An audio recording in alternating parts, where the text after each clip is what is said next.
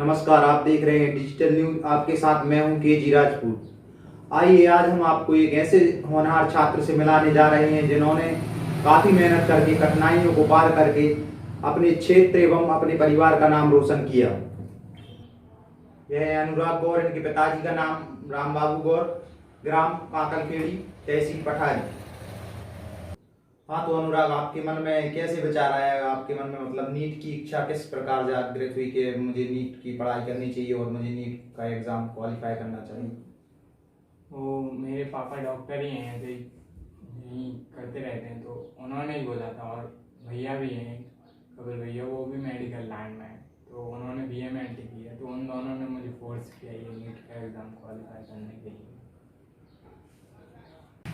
अच्छा, आपने 12th कब पास आउट किया?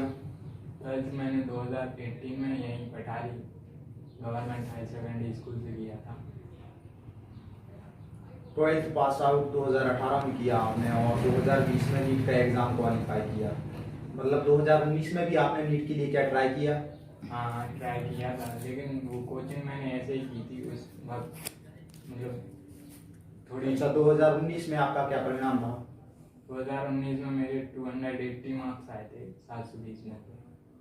अच्छा, 2019 में आपने मेहनत की लेकिन आप डिस्क्वालीफाई हो गए और उसके बाद आपने और मेहनत की और आप 2020 में क्वालिफाई हैं। यस। अच्छा, कितने कितने मार्क्स हैं आपके अभी? अभी मेरे 599 मार्क्स हैं 720। 720 में से आपके 599 मार्क्स। अच्छी मेहनत की आपने। 2019 में आप डिस्क्वालीफाई हुए और उसके बाद आपने 2020 में फिर से मेहनत की, काबिल तारीफ है। आप नीट की पढ़ाई करने के बाद आगे क्या करना चाहते हैं? तो बस यही 5-6 साल कोचिंग ये कॉलेज में चले जाएंगे, तो MBBS की डिग्री, और फिर लाइफ में डॉक्टर ही बनना है तो डॉक्टर ही करेंगे। तो आपको बायोलॉजी लेने के लिए किस चीज़ ने आपको आकर्षक किया कि आपको बायोलॉजी लेना चाहिए? आपकी मतलब ऐसी कौन सी रुचि थी, या आप उसमें अच्छे थे बायोलॉजी पढ़ने में, या आपको इंटरेस्ट था उसमें? ऐसा क्या था जिससे आपने बायोलॉजी चुना? 10th में मेरे मार्क्स बायो में ही ज़्यादा थे और पापा ने भी बोला था कि बायो ही ले लें, तो इसलिए मैंने बायो लिया। अच्छा, बायो लेने के बाद आपने 12th के बाद नीट की तैयारी की। अच्छा, इसके लिए आपने नीट की तैयारी के लिए कहीं कोचिंग वगैरह की क्या? यस यस, भोपाल में मैंने एक ये 2020 में की है कोचिंग। तो लास्ट ईयर तो नहीं की थी, ऐसे ही की थी, और DS कोचिंग से किया था मैंने कोचिंग। अच्छा, 2019 में आपने कोचिंग नहीं की, उसके बाद 2020 में आपने अच्छे से मेहनत की। लगभग कितने दिनों तक कोचिंग की आपने? वो ही मैंने 6-7 महीने कोचिंग की है। 6-7 महीने कोचिंग की। और आपका परिवार का किस प्रकार आपको सपोर्ट रहा इस क्षेत्र में? परिवार का सपोर्ट तो अच्छे से रहा है। भैया हैं, वो भोपाल में जॉब करते हैं, तो वो भी अच्छे सपोर्ट है मेरे लिए। और बस अच्छा, भैया भोपाल में जॉब करते हैं, आपने कोचिंग भोपाल से की तो भैया ने भी वहाँ सपोर्ट किया आपको।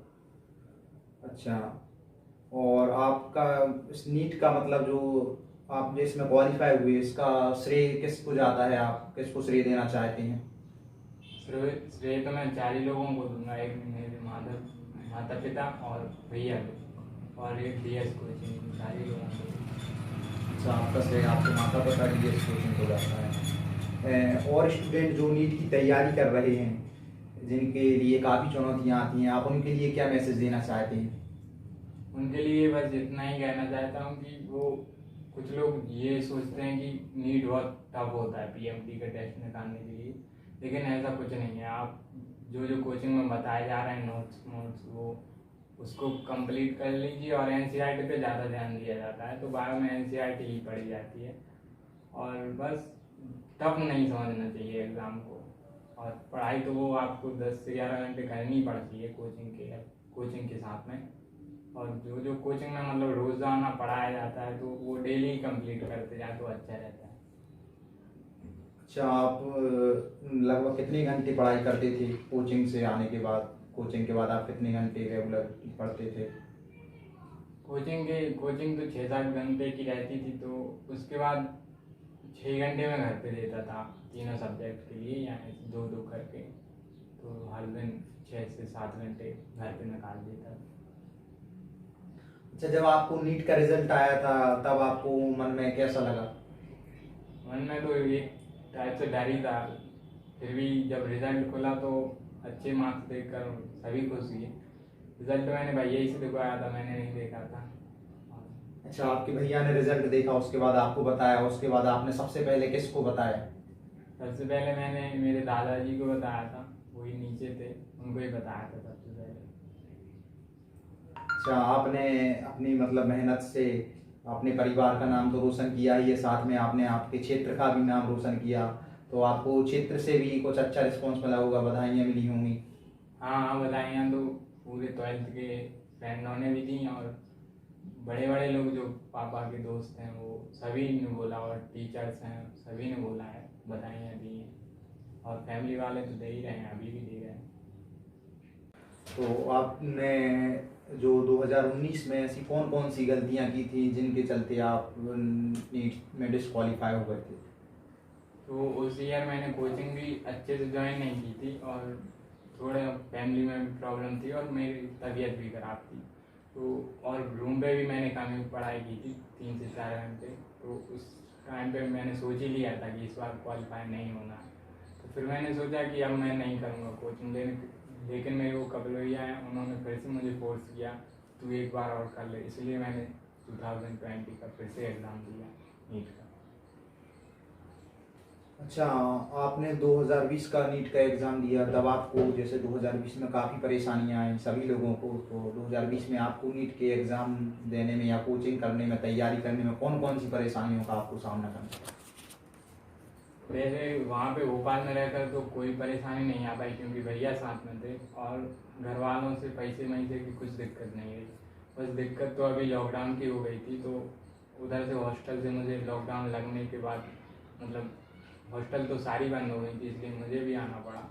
तो घर पे उतने अच्छे से फैमिली के साथ तैयारी नहीं हो पा रही थी, फिर भी मैंने एक सेपरेट रूम बना लिया था, उसमें कोई आना जाना नहीं किसी का, और मैंने अपनी पढ़ाई कंटिन्यू की, तो आज उसका रिजल्ट मुझे मिल गया है।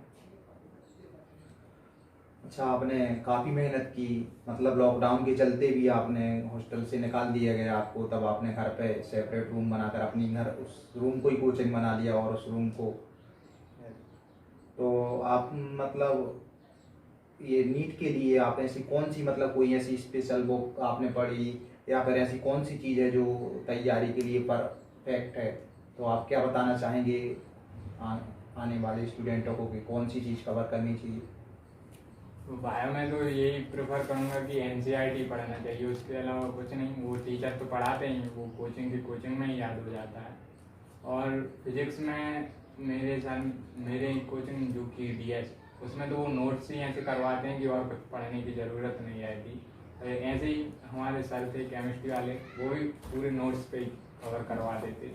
तो उसमें मैंने एनसीईआरटी नहीं पढ़ी थी बायो में, लेकिन एनसीईआरटी और सर की थोड़ी बहुत नॉलेज जो ली थी सर से, और हाँ डाउट भी क्लियर सर से ही करते थे।